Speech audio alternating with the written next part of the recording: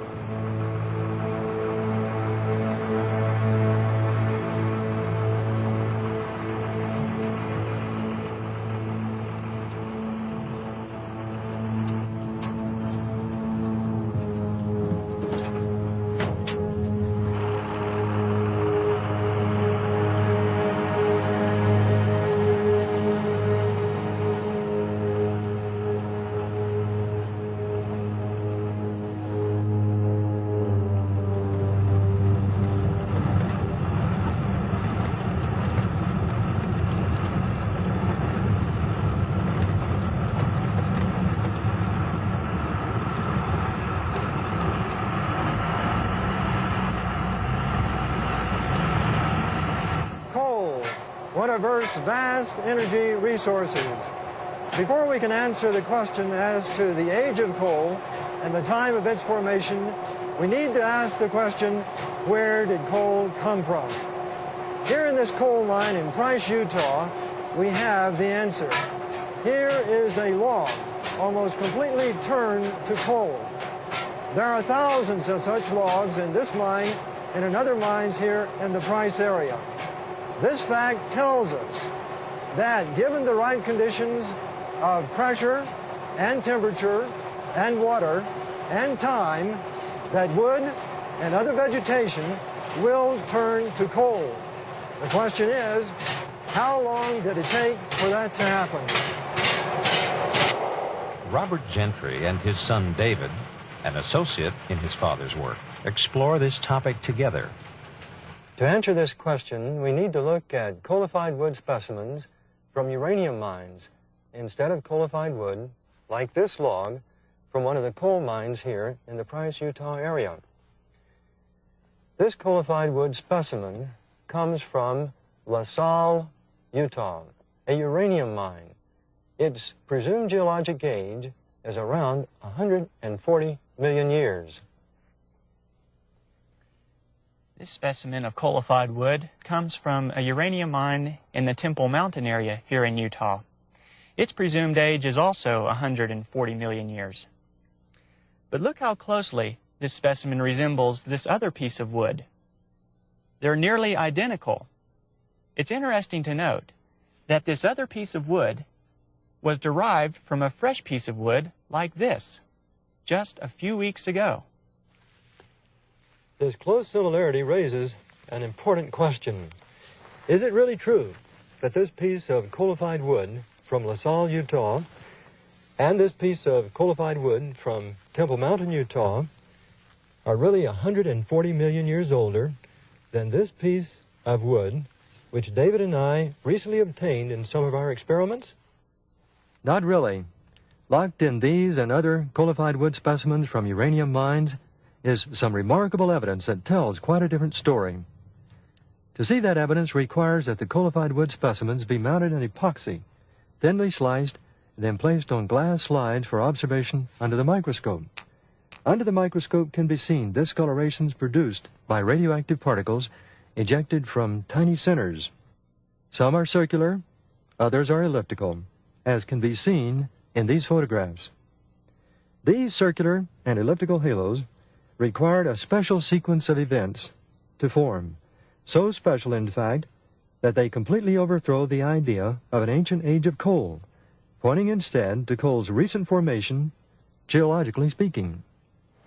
To explain the halos requires that at one time, water-saturated logs were buried in what are now considered to be several different geologic formations: the Eocene, Jurassic, and Triassic. Later, uranium solutions infiltrated those water-saturated logs, and uranium decay products, radioactivity, was collected at tiny sites in each of those logs.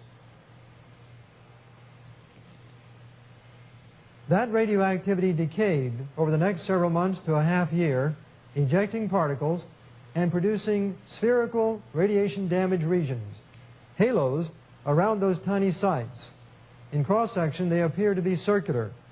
They were formed by the decay of secondary polonium, derived from the decay of uranium. Then there was a compression event. Something applied pressure to the top of all these formations. The logs were compressed, and when the logs were compressed, the halos were compressed.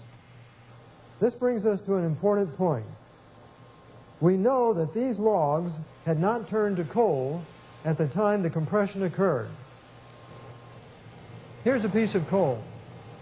Coal doesn't compress. It shatters, as we can easily see.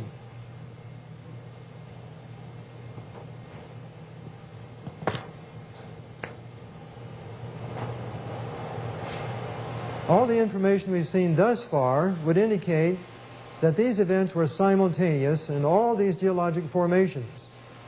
But there is even more evidence of that. When uranium invaded the wood, it left some of its decay product since the time that it invaded the wood. I've measured both the amount of uranium in these coalified logs and also the amount of lead, the decay product. On the assumption that the decay of uranium to lead has been uniform, it's an assumption we'll discuss later, we arrive at the conclusion that all these logs were buried together quite recently. How recently? In 1976, I published my results of the studies on these logs in the October 15, 1976 issue of Science. Here's what I said in this report. Such extraordinary values, referring to these lead-uranium ratios, admit the possibility that both the initial uranium infiltration and coalification could possibly have occurred within the past several thousand years. In other words, I was suggesting that coal could form very rapidly, geologically speaking. It contradicted the conventional way in which people have thought about the formation of coal. What was the reaction of the scientific community to this new data?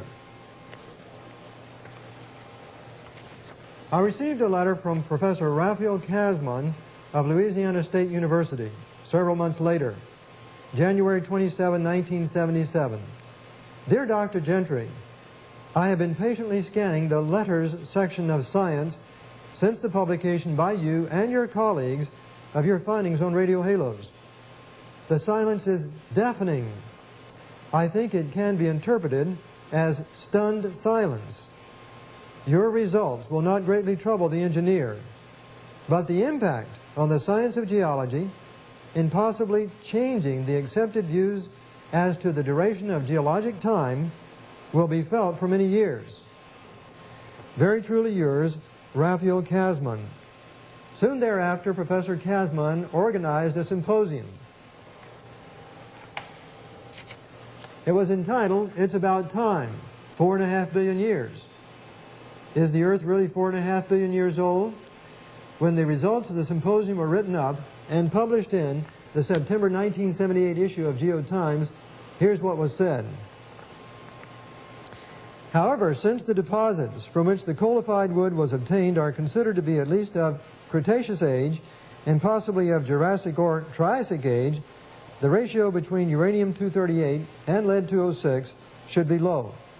Instead, some such halos have been found with uranium-lead ratios ranging from about 2,200 to over 64,000. If isotope ratios are to be used as a basis for geologic dating, then presently accepted ages may be too high by a factor of 10,000, admitting the possibility that the ages of the formation are to be measured in millennia. Translated, that means several thousand years for the formation of coal and all of those geologic formations. This information has remained unchallenged and unrefuted in the open scientific literature since it was published in 1976. We are therefore entitled to draw some rather firm conclusions about the data.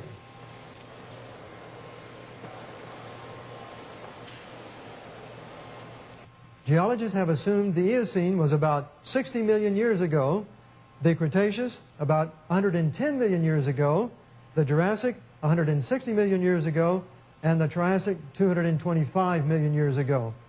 But the results that we presented contradict that information. It's showing instead the simultaneous burial of all these formations about several thousand years ago.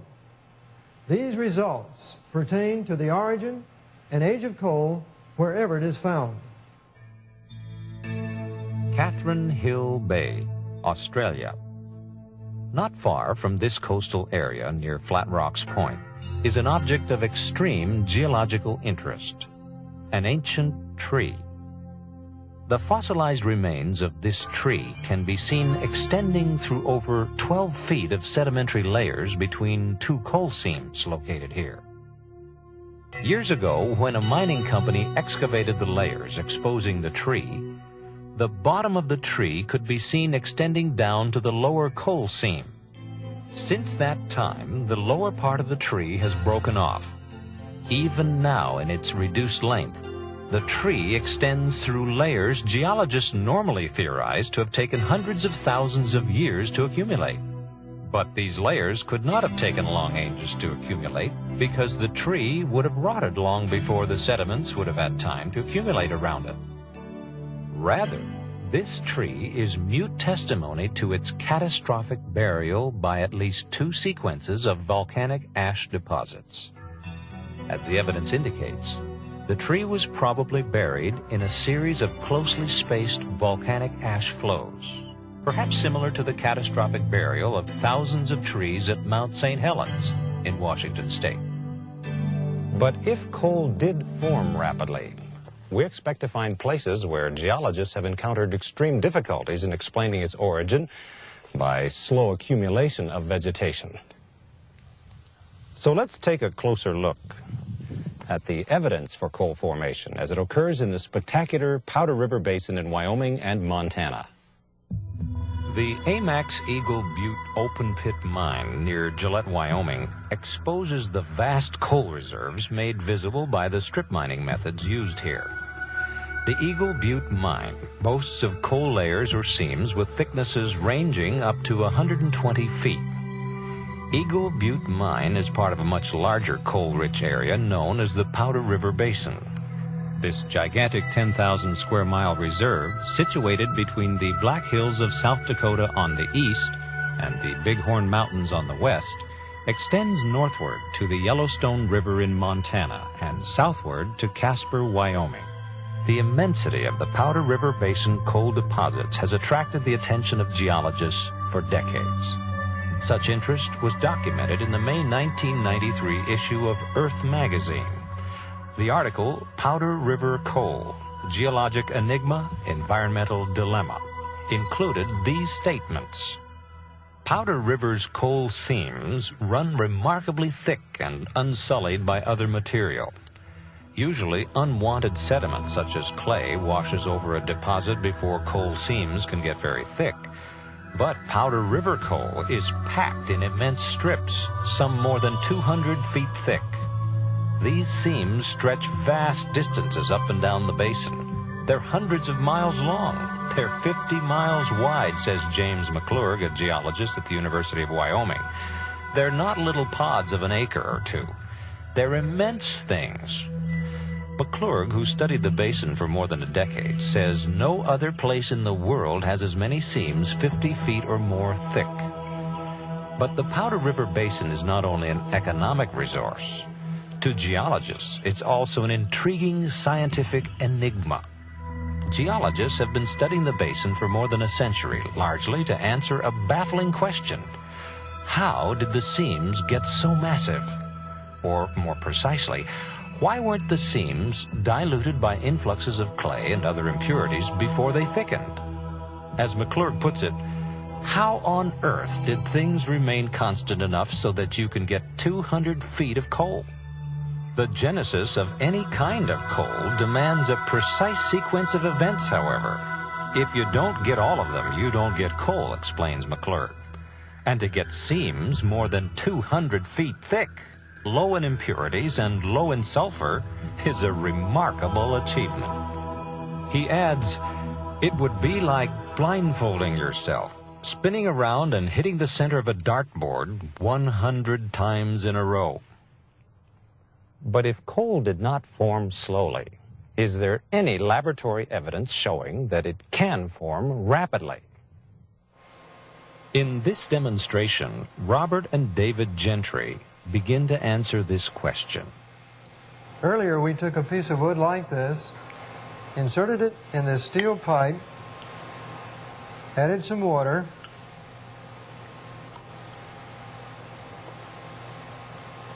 and then sealed it up. The next step is to put it in the oven at about 160 degrees centigrade for 2 weeks.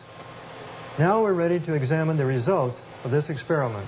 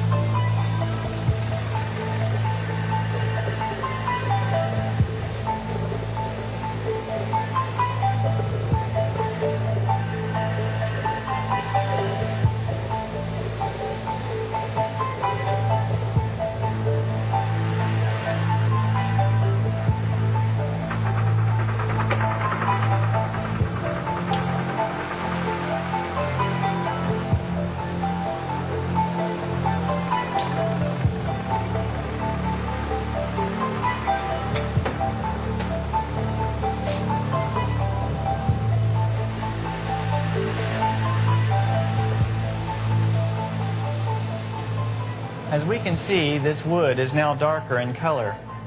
It's also softer. A chemical reaction between the steam and the wood under pressure has caused these changes to occur. This specimen isn't coal yet, but clearly the process of coalification has begun. The question is, would coal result if this experiment, or a variation of it, continued for a longer period of time? Scientists at Argonne National Laboratory have answered this question in a series of experiments performed in the 1980s. One of the earliest reports about their work appeared in the magazine Chemical and Engineering News in the November 21, 1983 issue. On page 42 of this issue, we read the following quote: "Chemists at Argonne National Laboratory have succeeded in making a type of artificial coal from naturally occurring materials. The process is much less severe than formerly thought to be necessary and provides some new insights into coal structure and how to alter it." Later, after their published reports appeared in the science journal Organic Geochemistry, the British science journal Nature reported on the success of their experiments. On page 316 of the journal Nature, March 28, 1985, we read the following: "Winans and his colleagues at Argonne National Laboratory have taken less than 1 year to prepare a thoroughly characterized synthetic coal. The material they produce is indistinguishable from the real thing by all the techniques so far applied to it, and its synthesis raises many interesting questions in coal chemistry." To understand their results, let's first note the basic structure of wood. Two major wood components are cellulose and lignin. The lignin basically acts as a binding agent for the cellulose fibers. Several variations of the argon experiment were run, but the successful formula combined lignin and clay with heat, about 150 degrees Celsius, in the absence of oxygen. Over a period of about 8 months, artificial coal was produced. The rapidity with which coal can form when steam interacts with wood under pressure leads us to ask, can steam or hot water also produce the rapid transformation of organic matter to oil? An article, Water, Water Everywhere, published in the February 20, 1993 issue of Science News, answers this question. Researchers at Exxon discovered water acted an essential part in the formation of oil. Efforts to synthesize oil met with failure until very hot water was added to the reactor vessel containing the source rock sample. When this was done, a layer of oil was found on top of the water at the end of the experiment. This result proves there is an alternate path to the production of oil in the earth, with superheated water playing a major role. The article indicated this discovery could wreak havoc with established ideas about oil formation. Actually, however, other natural events are already wreaking havoc with conventional theories. Incredibly enough, certain researchers, one at Oregon State University, have published reports showing evidence of present-day oil formation in the Guaymas Basin in the Gulf of California. Right now, in the Gulf of California, below 6,000 feet of water, is an accumulation of organic sediments derived from marine algae and other organic sources. Below this, superheated water is being pushed up by a deep heat source through these sediments. Oil is being formed in the interaction of organic sediments with superheated water. This hydrothermal oil from the Guaymas Basin is virtually indistinguishable from crude oils obtained from wells drilled in the earth. The implications of this discovery can hardly be overestimated. The possibility must be entertained that the genesis of the reservoir crude oils abundant throughout the world may be explained by hydrothermal processes similar to what's happening in the Guaymas Basin.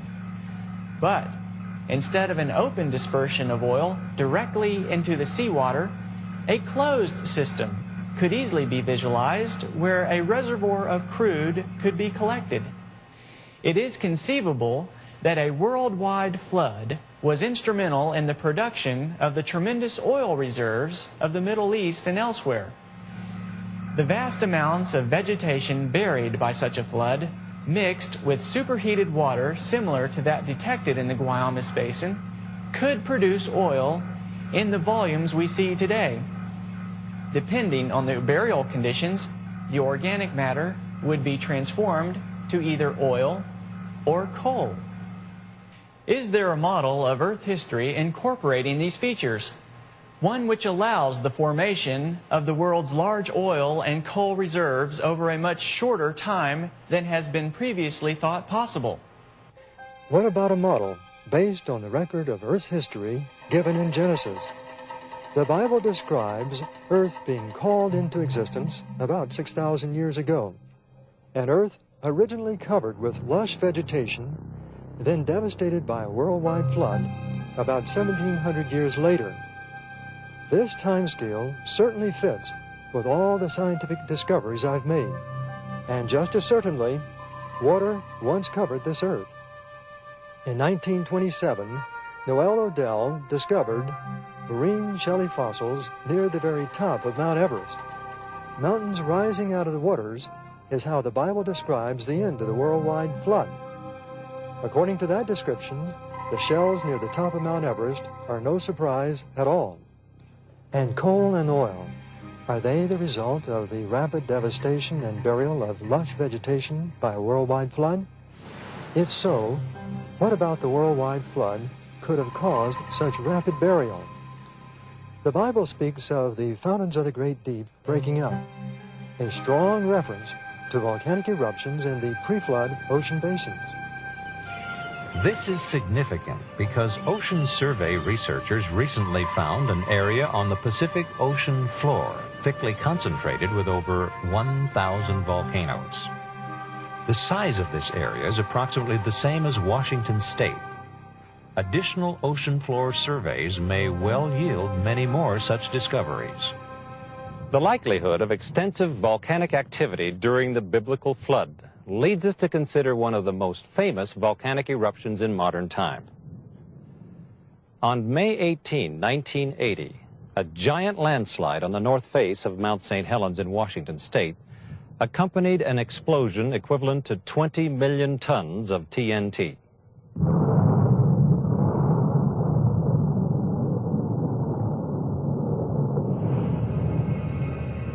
This lateral blast of superheated steam, volcanic ash, and dirt leveled over 150 square miles of forest, snapping huge Douglas firs like toothpicks. The landslide debris plunged into Spirit Lake, causing a colossal water wave which washed over the adjacent mountainside over 800 feet above its pre-eruption water level. An average thickness of 300 feet of new sediment dumped into the lake has caused its surface level to be almost 250 feet higher than before the eruption. A massive number of trees felled by the blast were washed into Spirit Lake by the giant water wave. The power of catastrophically driven water to accumulate and bury extensive amounts of vegetation can easily be seen here. The floating log mat on Spirit Lake is only about half its original size because the rest of the logs have sunk to the bottom. If Mount St. Helens had erupted underwater, huge tidal waves hundreds of times larger than the Spirit Lake water wave would have caused the erupted material to be carried over much of the Earth before settling. If thousands of these volcanoes were active, we can begin to imagine the destructive effects a worldwide flood would have had on the topography of the Earth's surface. This leads us to ask, could such a worldwide flood described in the Bible also be capable of explaining other geological phenomena, such as the Grand Canyon? Some geologists would have you believe that sedimentary deposits were laid down over many millions of years. What they want you to believe is just not true. The fact is, the geology of the Grand Canyon fits a model based on the occurrence of a worldwide flood. In an attempt to learn where the floodwaters came from, where they went after the flood, and what geological events occurred during the flood. We went to Dr. Walter Brown, the former Chief of Science and Technology Studies at the Air War College and an associate professor at the U.S. Air Force Academy. His development of the hydroplate theory provides the key that unlocks many mysteries about the flood and its effects. We can see on our planet 17 very strange features that can now be systematically explained as a result of a cataclysmic global flood whose waters erupted from subterranean chambers with an energy release exceeding the explosion of 10 billion hydrogen bombs. This explanation shows us just how rapidly major mountains formed. It explains the coal and oil deposits, rapid continental drift, why ocean floors have huge trenches and hundreds of canyons and volcanoes. It explains the formation of the layered strata and most of the fossil record, the so-called ice ages, and major land canyons, especially the Grand Canyon. The pre-flood Earth probably had one very large supercontinent containing lush vegetation, seas, rivers, and minor mountains. According to the hydroplate theory, the pre-flood Earth had a lot of subterranean water, about half of what is now in our oceans. This water was in interconnected chambers forming a thin spherical shell about half a mile thick, perhaps 10 miles below the Earth's surface. Increasing pressure in the subterranean water chamber stretched the overlying crust just as a balloon stretches when the pressure inside increases.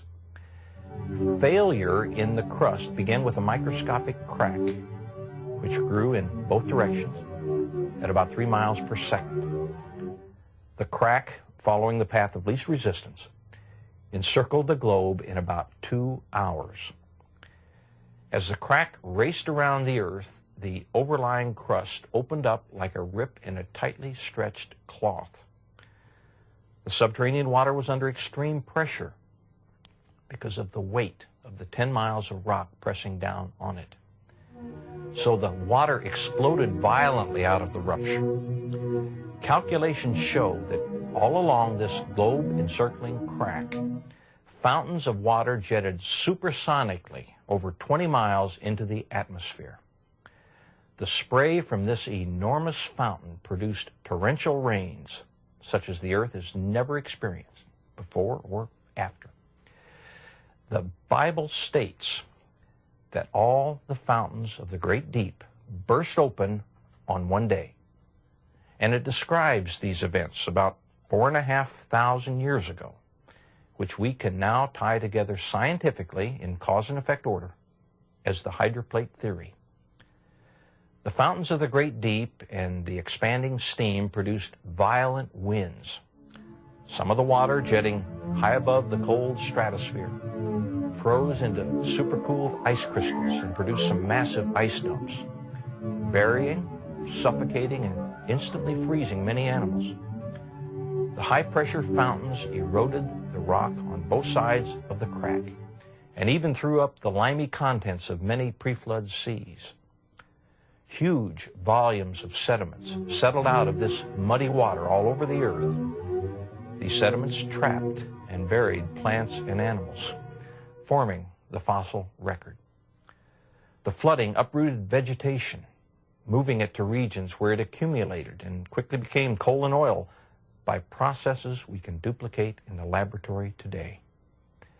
Experiments show that as erosion widened the rupture, its width became so great that the compressed rock beneath the subterranean chamber sprung upward, giving birth to the mid-oceanic ridge that wraps around the Earth like the seam of a baseball.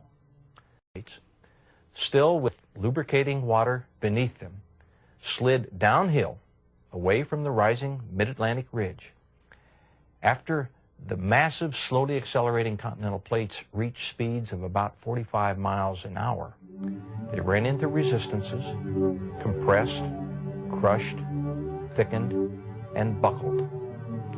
The portions of the hydroplates that buckled up formed mountains. Those that buckled down formed ocean trenches. This is why these features are generally parallel to the oceanic ridges from which they slid. The hydroplates, in sliding away from the oceanic ridges, opened up very deep ocean basins into which the floodwaters retreated. Every continental basin was naturally left brimful of water, producing many post-flood lakes. Each lake that grew from rainfall or drainage from higher elevations spilled over its rim at the lowest point of the rim. That eroded a little notch in the rim, allowing even more water to flow through the notch faster, cutting the soft flood-deposited sediments even deeper.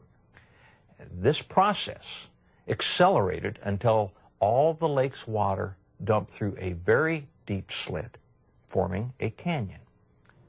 The largest of these was the Grand Canyon. North and east of the Grand Canyon was a huge lake that I have identified and named Grand Lake. Its dumping released more water than is in all 5 of the Great Lakes combined. Grand Lake spilled over its rim, eroded its dam, 20 miles south of Page, Arizona, catastrophically forming the Grand Canyon within a few weeks. Rapid deposition of flood deposits from tidal action means there was little time for erosion to occur between successive layers. On the long time scale envisioned by evolutionary theory, there should be considerable evidence found of erosion and infilling by successive geologic formations during the weathering expected over millions of years. The geological layers of the Grand Canyon are remarkable in showing little or no evidence of erosion between different layers. Instead, we see pancake layering, very much consistent with the rapid deposition envisioned by the flood model. Erosion did not occur until all of the layers had been deposited. But how rapidly could the canyon itself have eroded? Freshly laid down sediments would still not have completely hardened into rock, which allows the possibility that erosion of the canyon could have taken place far more easily than if it had hardened into rock, as evolutionary theory has assumed. However, under the right conditions, water can rapidly cut its way through the hardest of rocks, such as the granites at the bottom of the Grand Canyon. Those conditions involve cavitation. Cavitation is the rock pulverizing process associated with water flows greater than 100 feet per second. As water detaches from irregularities in the bedrock channel, vacuum bubbles are produced, inflicting hammer-like blows on the bedrock surface, literally converting the rocks into powder. A modern example of rapid erosion of bedrock from cavitation comes from Glen Canyon Dam on the Colorado River just above the Grand Canyon. Excessive snowfall from the high country of the upper Colorado River Basin in late spring of 1983 caused excessive runoff that poured into Lake Powell at rates of up to 148,000 cubic feet per second. This rapid inflow threatened to overflow Glen Canyon Dam. To control the high flow rates, the power plant was run at full capacity, releasing 28,000 cubic feet per second through the turbines. Then the outlet tubes were opened to drain another 17,000 cubic feet per second. This was still not enough. The emergency situation required engineers to risk damage to the spillway tunnel. And on June 15, the 40-foot diameter left spillway tunnel was opened to drain an additional 13,000 cubic feet per second, which was then raised to 17,000 cubic feet per second. Then on June 28, the flow was increased to 32,000 cubic feet per second. At this point, the water exiting the tunnel became red, and noticeable ground vibrations, earthquakes, were felt by engineers. Large blocks of concrete and bedrock came hurling from the 40-foot diameter tunnel. After closing the spillway tunnel, the survey team discovered extensive cavitation damage. The 3-foot thick steel-reinforced concrete lining of the tunnel was penetrated by huge pits. At an elbow where the tunnel levels out, A hole 32 feet deep, 150 feet long, and 40 feet wide was cut through the lining into red sandstone bedrock. This hole required 63,000 cubic feet of concrete to fill. The repair process to the enormous hole shows the vast extent of the damage. The speed of erosion in the Glen Canyon Dam spillway tunnel occurred very rapidly during the period when the red color of water appeared and ground vibrations were generated. It is possible that cavitation was pulverizing concrete, steel, and sandstone at the rate of 1,000 cubic feet per second during the peak period of erosion. The destructive effects of cavitation at Glen Canyon Dam tell us the Grand Canyon could have been eroded very quickly by the sudden release of a huge volume of water above the canyon. But where did the water come from, and what caused its sudden release? Dr. Brown's studies on the Grand Canyon provide one of the best answers. Most people are told that the mighty Colorado River carved the Grand Canyon over millions of years. But if people could study the canyon from an aircraft, they could see its vastness and how tiny that river is in relation to the canyon itself. There is no river on earth that could carve this big hole in the ground, even over billions of years. If the Colorado River carved the Grand Canyon, the first question we should ask is, where did all the eroded sediments go? There should be a very large river delta at the end of the Colorado River. It's not there. Furthermore, geologists can't find a huge river delta anywhere near this part of the world. So we need to ask ourselves, where did the dirt go? At several places on this platform that overlook the Grand Canyon, there are small mountains or buttes whose horizontal layers tell a fascinating story. The layers line up with each other, so obviously they were at one time connected.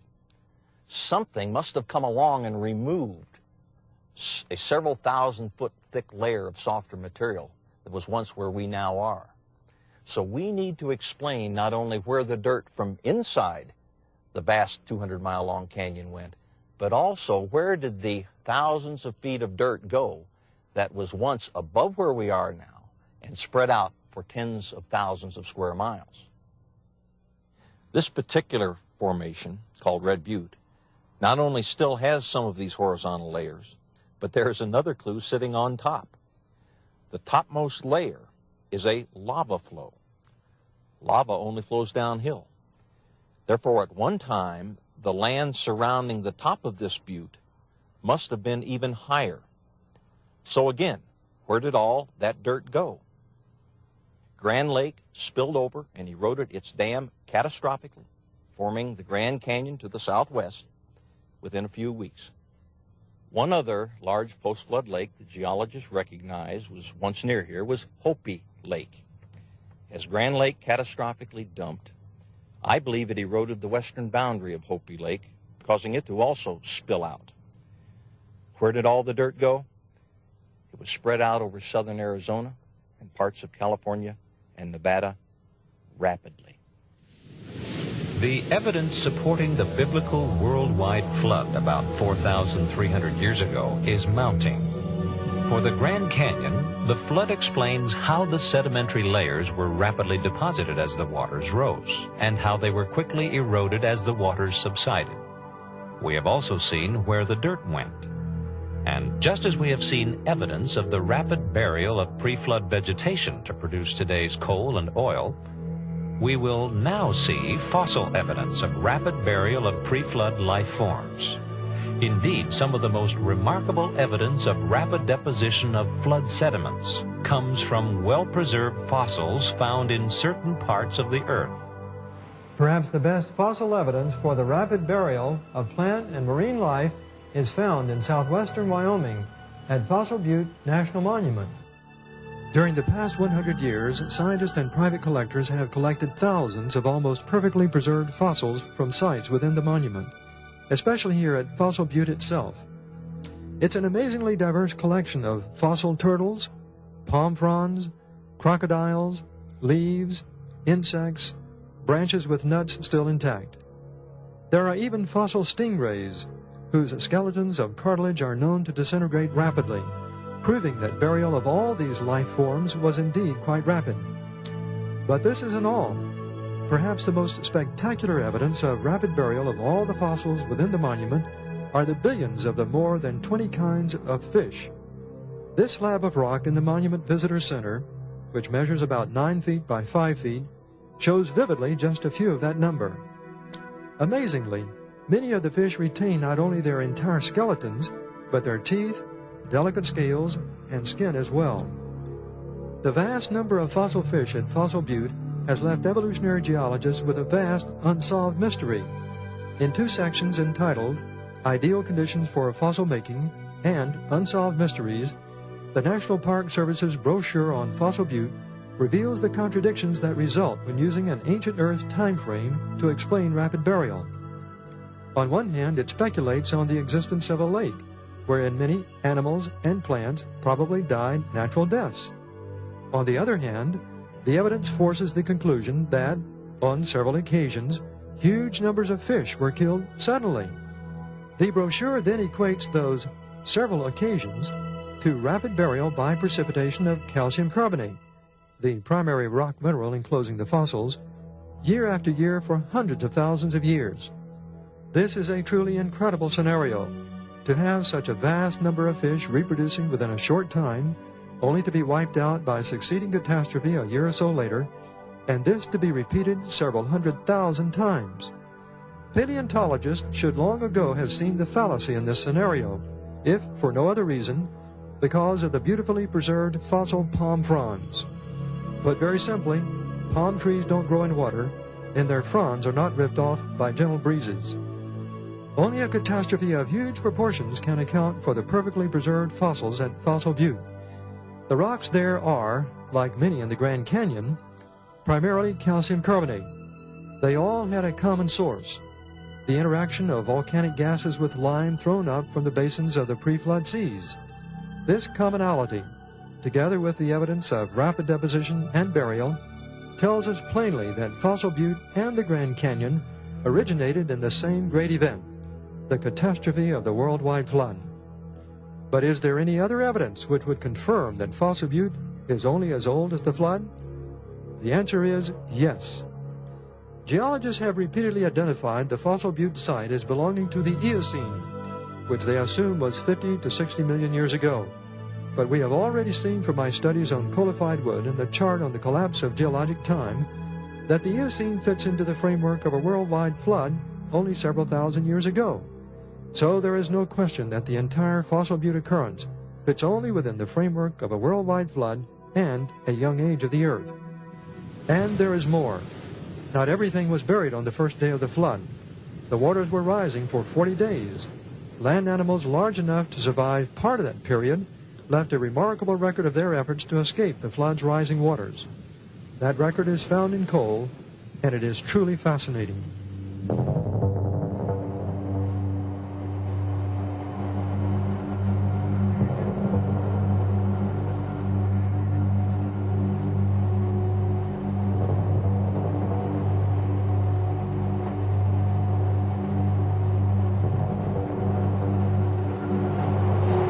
Dinosaur tracks in coal.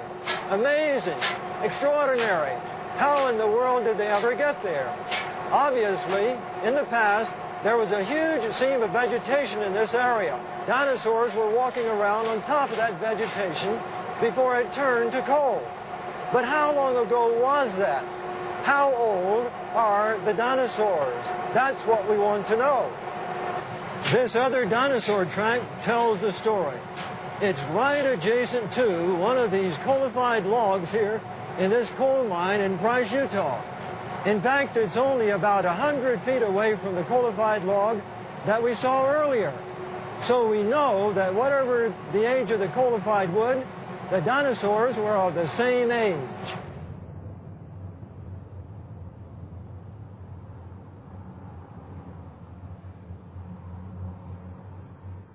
In the coal mine, we saw 2 dinosaur tracks. Were those the only 2 dinosaur tracks in the coal mines here in eastern Utah? Not at all. Here in the College of Eastern Utah Prehistoric Museum, look what has been taken out of these coal mines. Look at all these dinosaur tracks, different sizes. Some flesh-eating dinosaurs, some plant-eating dinosaurs. Why were they all together? To answer that question, let's look at the Kenilworth Mine fossil map. It says there are at least 8 different track types within 100 meters on the mine's roof surface. Over here on the map itself, here we can see all the tracks and the coalified logs. According to the sign, those dinosaurs were tromping around in a swamp. Common sense tells you that can't be true. There's no swamp in the world that will preserve such tracks. All those dinosaurs were together for a reason. They were trying to escape the rising waters of a worldwide flood. These charts help illustrate how dinosaur tracks could have formed at the time of the flood and why they exist in coal today. The pre-flood earth was covered with lush vegetation, a scene of beauty everywhere. Then came the flood. Torrential rain and the fountains of the great deep bursting open caused Earth's lush vegetation to be swept up in the flood's rising waters. This vegetation accumulated in great mats and then was deposited by the ebb and flow of tidal waves produced by volcanic activity in the pre-flood seas. Each tidal action left its deposit of sediment within or over the layer of vegetation. The dinosaurs, being quite heavy, were able to survive many of the early tidal actions as they sought to escape the rising waters of the flood. When the tidal waters briefly receded, the dinosaurs continued their search for higher ground, leaving their tracks in the sediments that were freshly deposited over the vegetation. At times, their great weight caused their tracks to penetrate the sedimentary layer into the mat of vegetation. That mat of vegetation has since turned into coal, and wherever the dinosaurs left their original imprints, there we still find an indelible record of their tracks in coal today. If all these dinosaurs were congregating together and swept up by the rising waters of the flood, we might also expect that they would be buried together.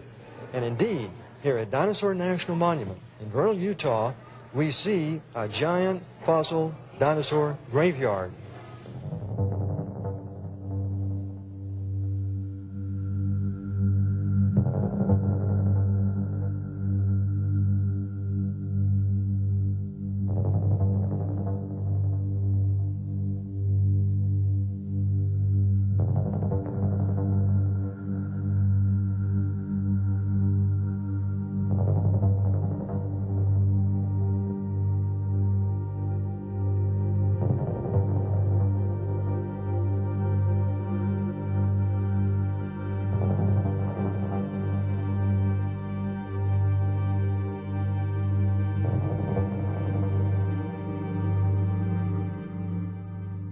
The time has come to draw some conclusions about the age of the dinosaurs and the age of the fossil fish found at Fossil Butte National Monument.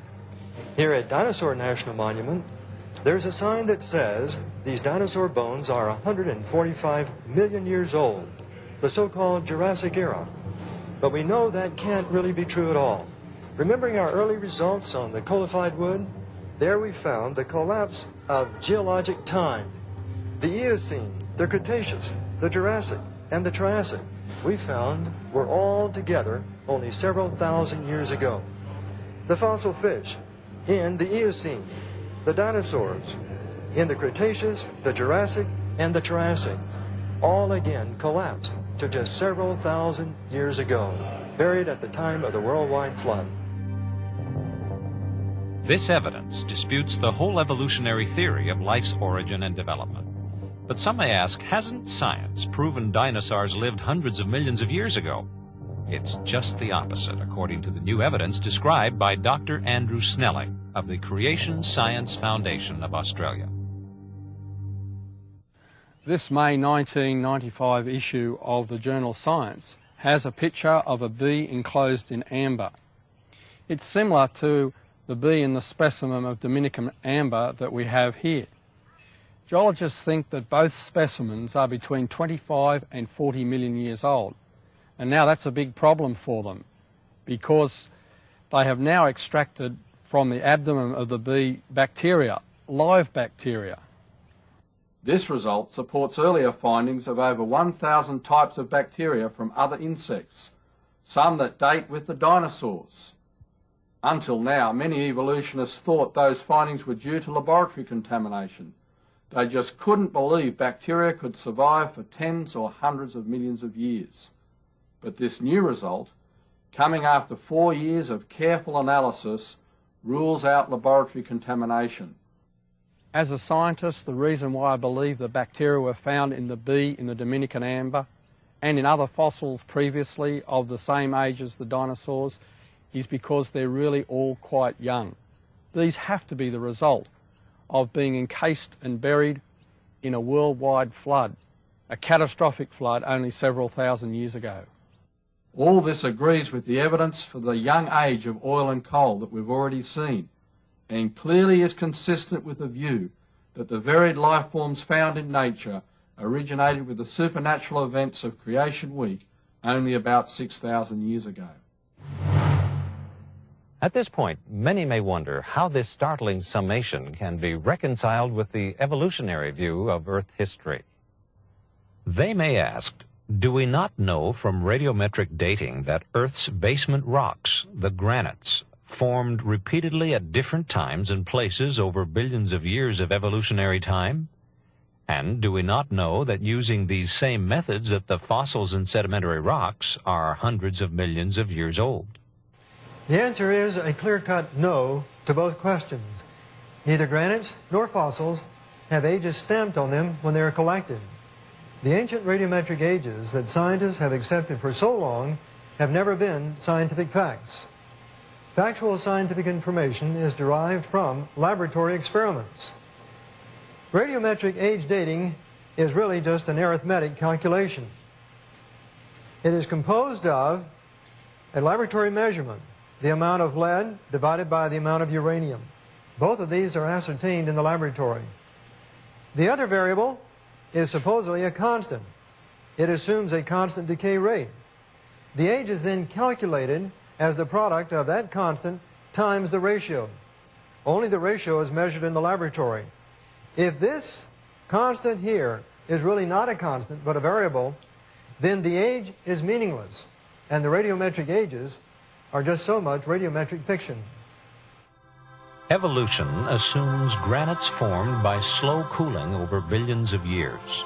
The time of cooling, or presumed age, is obtained by measuring the present radioactive decay products in the granite, and assuming they accumulated only by slow, constant radioactive decay. Because evolution equates radioactive age with the time of cooling, any evidence showing granites formed rapidly essentially shows their simultaneous creation. Thus, the premise of constant radioactive decay and the inference of great age is invalidated. And indeed, there is scientific evidence for their simultaneous creation. Etched within the granites are beautiful microspheres of coloration produced by the decay of a certain radioactive element known to have only a fleeting existence. Using a simple analogy, Alka-Seltzer bubbles in water can be retained only by rapid freezing.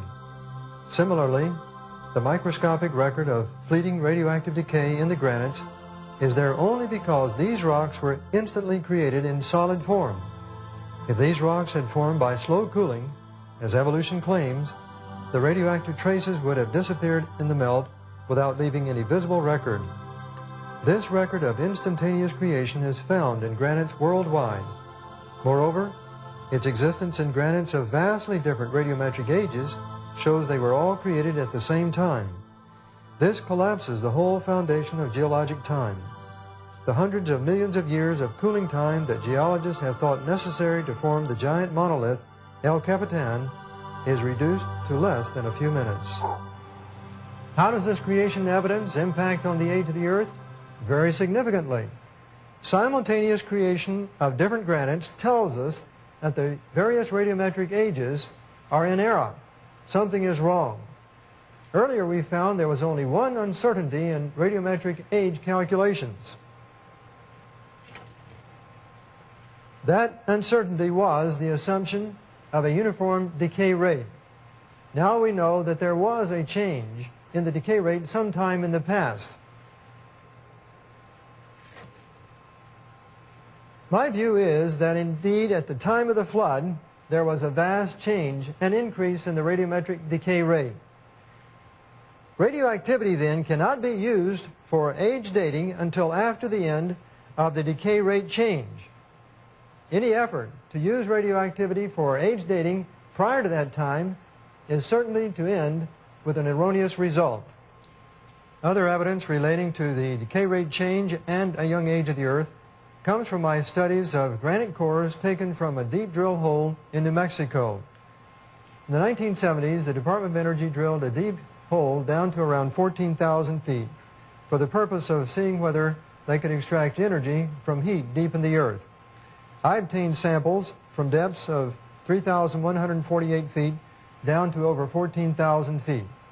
The purpose was to extract tiny microscopic zircons, uranium-bearing minerals, from the granites.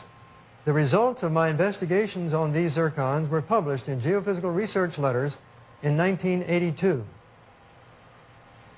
The orange half circles here represent the tiny zircons in the granites at different depths. The first one at 3,148 feet at a temperature of 105 degrees centigrade. Going on down to a depth of 14,131 feet at a temperature of 313 degrees centigrade, 3 times the boiling point of water. Now, let's assume that these zircons were filled with helium at a given time. The dots above the zircons represent how rapidly the zircons are losing helium at these various depths. Obviously, the hottest one at the greatest depth is going to lose it far more rapidly than the one at the highest depth at 3,148 feet. After a period of time has elapsed, we would expect that indeed the zircon at nearest the surface, 3,148 feet, would still have the greater amount of helium in it. The one at the very lowest depth, at the highest temperature, would now have the smaller amount of helium, very small.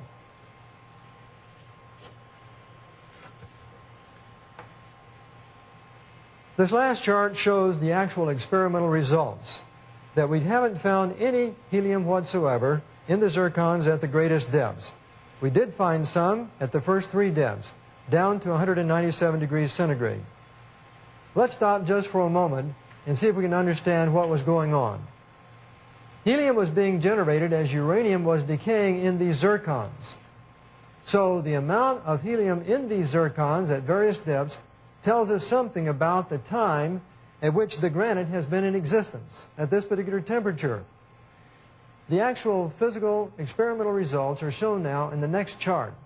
They're only meaningful as we make a comparison between what we would expect to find if indeed the Earth was 4.5 billion years old.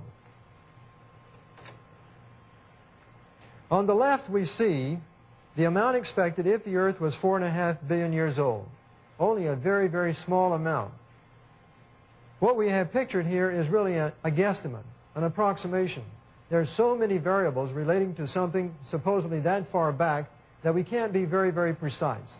We do know, however, it would only be a very, very small amount because helium, this decay product of uranium, escapes very rapidly the higher the temperature is. What we actually found, however, in the experiments was helium in the zircons diminishing, diminishing, diminishing, but still there at a temperature of 197 degrees centigrade. The weight of the scientific evidence has brought us to the collapse of evolutionary time.